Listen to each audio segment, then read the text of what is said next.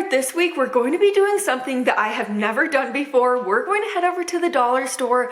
I'm going to buy as many groceries as possible to stay right under $25. Then we're going to head back to my house, and all this week I am going to be using those groceries to make dinner for my family. I am so excited. I'm going to bring you guys along with me. Let's get to the dollar store now and let's see what we can find. Let's go in the store and see what we could find for dinner this week. I am really excited. I first stopped at the refrigerator area to kind of look around and see what I could find. I am first going to be grabbing this package of bacon. I was so excited when I found that. I really feel like I scored. Next, I'm going to be looking for some vegetables, and I found this stir-fry frozen blend of vegetables. It looks really wonderful. I also see these French fries that I can make into something, so I'm going to be placing both of these in my cart. Next, I'm going to be looking around for some smoked sausage, and I'm so excited that I found this package on the bottom shelf, so I'm going to be grabbing that as well. I couldn't pass up on this can of tomatoes, okra, and corn. I don't know what I'm going to make with it yet, but I am going to be grabbing it. Black beans are a great source of protein, so I'm looking for a can, and I feel like I scored because I found this 29-ounce can of Daisy brand black beans. It's almost double the size of a normal can of black beans, so I put it in my cart. I grabbed a few more things, and here's a rundown of everything that I got today. I got these French fries, next a 12-ounce bag of lentils, of course our bacon, pepper jack cheese, smoked sausage, and then I also grabbed some mashed potatoes, hash browns, egg noodles, pasta sauce, our frozen bag of cauliflower, tomatoes, okra, and corn, of course, our can of black beans, 2 cans of chili, diced tomatoes, and then a can of cream of mushroom soup. And then at the top of my cart, I picked up this penne pasta, deli ham, stuffing mix, and this frozen bag of vegetables. Let's go check out and let's see what it costs. It looks like I stayed in budget, so let's make dinner this week. To kick this week off, we are making this cheesy bacon pasta, and my little ones are excited for the pasta. My husband's super excited for the bacon, so let's get this recipe started. I have our pack of bacon right here, and I'm going to be using all of this bacon for this recipe. It's only about 4 pieces of bacon, but it really is the perfect amount. So after I place this bacon on this pan, I'm going to add the pasta into our pot of boiling water. I am going to be using this whole box of pasta for this recipe. It's about 20 ounces of pasta. Just cook it according to the package instructions. We are using part of our pepper jack cheese for this recipe, so I'm just going to be slicing it in half just like this, and then I'll be shredding it up. Okay, plan B, the cheese is kind of crumbling up into smaller pieces, so I don't even think I'm going to be able to shred it. So I'm just going to place it into this little bowl, kind of crumble it up like this, and it's going to be perfectly fine. It's not super easy to shred if you're going to get this cheese yourself, just to let you know. My bacon is completely cooked through now, and I'm actually so impressed with it. Look at how like beautiful and golden brown that looks. This bacon cooked up like really easily, and it didn't leave like a ton of grease behind. I actually think it's pretty good bacon for only being $1.25. So I just am removing this to a plate lined with paper towel just to absorb any excess grease. And now that my pasta is tender, I am going to strain the pasta now. As you probably noticed, I actually left any excess bacon grease in my pot. There's not a ton in there, probably about a tablespoon, but this is going to give a lot of added flavor to the pasta. If you're not a bacon grease fan, you could of course remove the bacon grease, but this is going to add a lot of flavor. So now I'm just going to add in my 1 pound little can of pasta sauce. Also add in the cooked drained pasta, the crumbled up cheese, and then the crumbled up bacon. Give this a really good stir to coat the pasta in like the sauce, the cheese, and the bacon bits, and then you could serve this easy dinner up. Here's what dinner looks like. We are so excited to sit down and eat this dinner. I actually just snagged a bite of it, and it is so delicious. The bacon is not too overpowering. This has wonderful flavor. If you want, you could add seasonings to this, but in my opinion, it really doesn't need it because of that bacon and the pasta sauce mixed together. It just works really well. And then that cheese actually melted down better than I thought in the pasta. I did sprinkle a little bit more on top just to make it look extra pretty, but this is a really impressive dinner on such a small budget. For Monday night's dinner, we are making this beautiful chili shepherd's pie. I'm really excited about it. It has such minimal ingredients, so let's get started. I have a mixing bowl right here, and into the mixing bowl, I'm adding our packet of mashed potatoes that we got from the dollar store. I'm also going to be adding in about a cup of water. You want this to be a little bit more like runny than you would normally for mashed potatoes because you kind of want to pour it on top.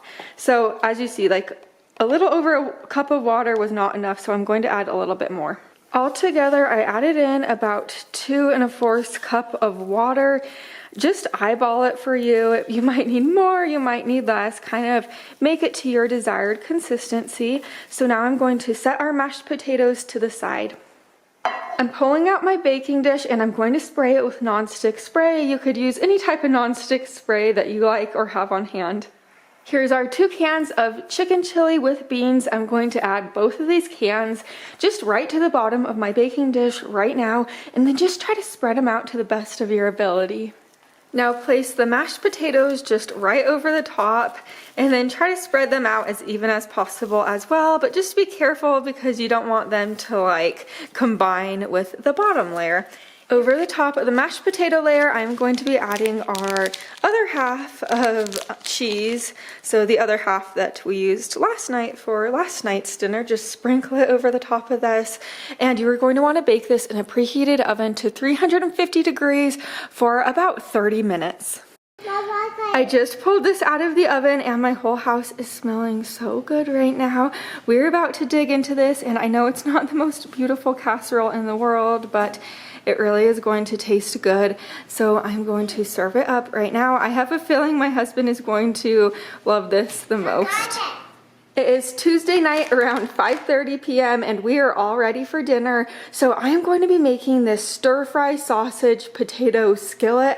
I'm really excited to share this one with you, so let's get into it right now. I have my bag of French fries right here. They're kind of like longer. As you see, I'm going to cut them into smaller pieces right now. Now that they're in smaller, kind of like bite-sized pieces, I'm going to set them to the side. I have my sausage here, and just slice your smoked sausage into half moons. Now that these are half moons, let's head over to the pan on my stove and let's add a tablespoon of olive oil right into that pan. Now that our oil is hot, I'm going to add in this frozen stir-fry blend of vegetables. It's a 12-ounce bag. It's just the bag we got from the dollar store, of course. Just let these vegetables cook together for a couple of minutes on the stove. You want them to kind of like thaw out before we do the next steps. I'll add in the French fries that we cut up into smaller pieces. And then after the French fries, go ahead and toss in that smoked sausage. For the seasonings, I'm keeping it pretty simple with salt, pepper, onion powder, garlic powder, paprika, and oregano, but you could really use any seasonings that sound good to you or that you have on hand. But after you season this well, give it a stir, and then you're going to let this cook for about 5 to 7 minutes on about medium-high heat, stirring it occasionally. Here's what our dinner is looking like now that everything is cooked through. As you see, the sausage is almost like caramelized on the outside, same as the potatoes. It just smells so good. Also, I was surprised at how much broccoli is in that little bag of frozen vegetables. Broccoli is actually richer in vitamin C and K than spinach. So there's a ton of vegetables in this bag. No, there's not spinach in it, but there's like broccoli, carrots, peas, and I think some bell peppers. Yep, there's some bell peppers too. So, and carrots, but we're going to dig into this right now. Here's my plate of food. I just tried a bite of it and it is so good. I did top ours with a little bit of soy sauce on top, and I served my little ones with some ketchup on the side because that's just what they like. But if you don't have soy sauce or ketchup on hand, this is still delicious otherwise. But this is packed full of so many different vegetables. It tastes amazing. My husband tried it and told me that it is like one of his new favorite things now.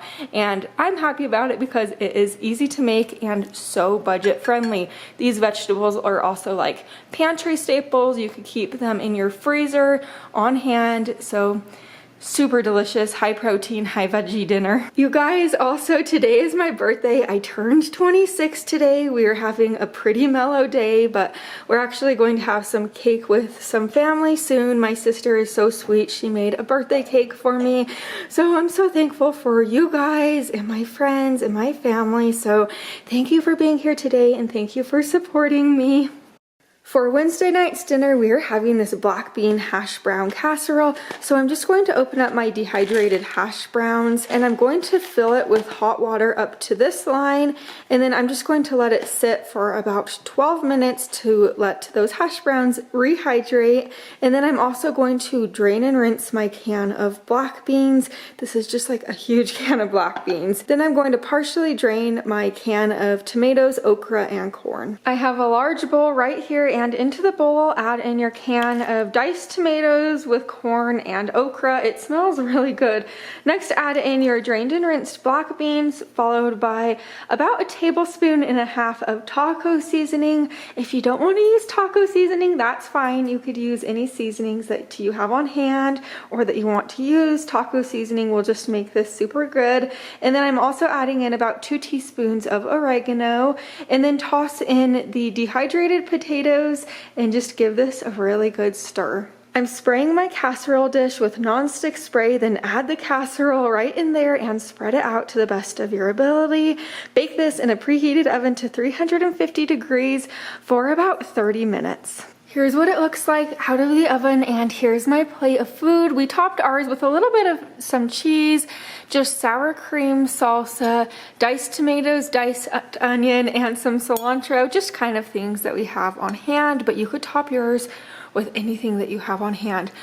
But I just tried this and this is absolutely delicious. Those hash browns mix so well with the taco seasoning, the beans, and the can of okra, tomatoes, and corn. This is just like a super delicious dinner, and you're not even gonna know it's from the dollar store. It really is that good. For Thursday night's dinner, I am making this ham stuffing casserole. So to get it started, I'm going to slice my deli ham into smaller cubes. If you wanna make this with like cooked shredded chicken, you could also do that.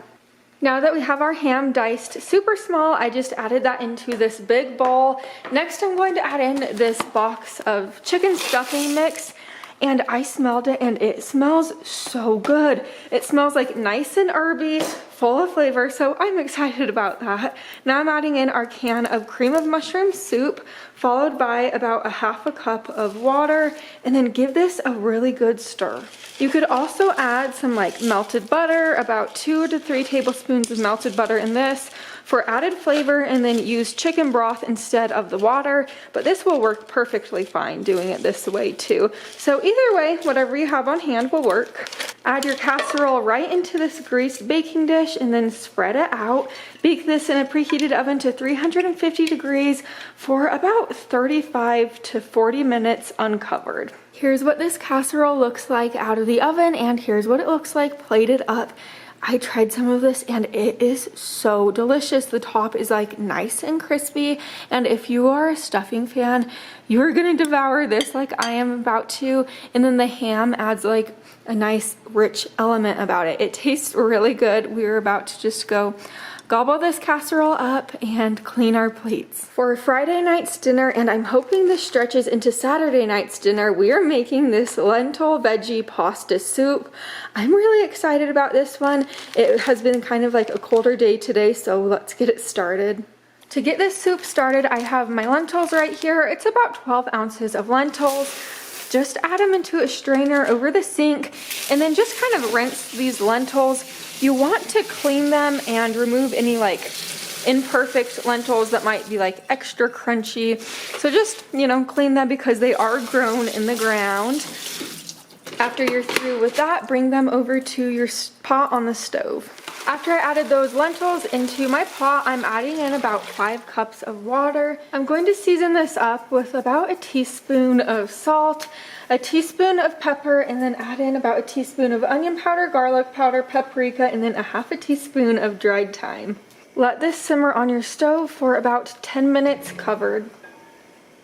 After 10 minutes of simmering, I'm just going to give this a little stir. The lentils are like partially cooked now. So now I'm going to add in our full bag of frozen cauliflower. Next, add in a 14-ounce can of diced tomatoes. Then I'm going to add in our full 12-ounce bag of egg noodles. And now add in about 6 cups of water. I'm also adding in a dash more salt and pepper just because this soup is like such a big soup, so it needs a lot of flavor. Also add in a tablespoon of Italian seasoning at this point and give it a really good stir. Let this continue to simmer for about 10 minutes or until the egg noodles are tender and the lentils are tender. I just finished my soup up and my whole house is smelling so good. We're also going to be having the soup for tomorrow night's dinner just because I made so much of it. But this soup is packed full of lentils and veggies from the cauliflower and tomatoes. And the lentils provide a great source of protein. But at the beginning of the week when I went to the dollar store, I didn't go there with any particular grocery list. So I didn't know what I was going to be grabbing and I didn't know how this week was going to turn out. But I have been pleasantly surprised. My whole family absolutely loved all of the dinners and I was able to stick to my $25 grocery budget. So if you're looking to stick to a smaller grocery budget, I definitely recommend these dinners, and you don't have to grab them from the dollar store either. You could go shop at your local grocery store, but make sure you're subscribed so you don't miss the next video. Bye for now.